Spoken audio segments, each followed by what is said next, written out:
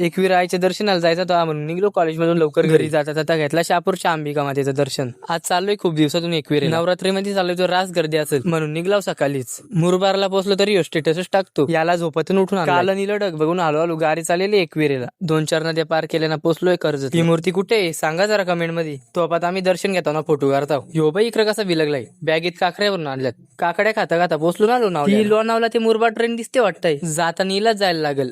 गाडीमधून दृश्य मात्र एक नंबर दिसत होता. बाई बरं कसं बॅनर लावलं वाटतं एकवीरेला पोहोचलो. फायनली पोहोचलो एकवीरच्या पायथ्याशी. एकवीरेला तुम्ही कुठल्याही दिवशी या गर्दी असणारच. पायथ्याच्या मंदिरातल्या देवीच्या दर्शन घेऊन चाललेलो वरती. वरून खालचं एकवीरा देवस्थान एकच नंबर दिसतं. तेवढ्यात 1-2 व्हिडिओ पण काढले. वाईट डोंगेश बाई कसं आहे. हळू मंदिराजवळ चाललेलो तो गर्दी वारच. तेवढ्याच गर्दीत एक छोटसा धबधबा दिसला. मंदिराजवळ पोहोचल्यावर तुम्हाला अशी दुकानं पण बघायला भेटतील. ज्या क्षणाची वाट पाहत होतो तो आलाच. फायनली पोहोचलो मंदिराजवळ पाय ठेवला जागा नव्हती. शेवटी ही गर्दी आपल्या एकविराईची ओळख आहे. मंदिरात गेलो तो रास गर्दी ना आमच्या पुरं 300 माणसं. ही गर्दीच आई माऊलीवरचं प्रेम दाखवून देते.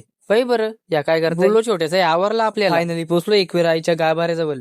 आई एकवीरचं दर्शन घेतलं मन एकदम भरून आला. बाहेर आलो ना काढल्या 2-4 व्हिडिओ. इकडे दिदीबाई कशी उभी राहिले. मग गेलो आई एकवीरचं माहेर घर बघायला. बदका बघ कशी आहेत. बाईला जाम भूक लागली वाटतंय. जेवणी आईच्या आधीच डबा खायला सुरुवात केली. जेवलो ना आलो घरी. चला तुम्ही लाईक कमेंट शेअर करा.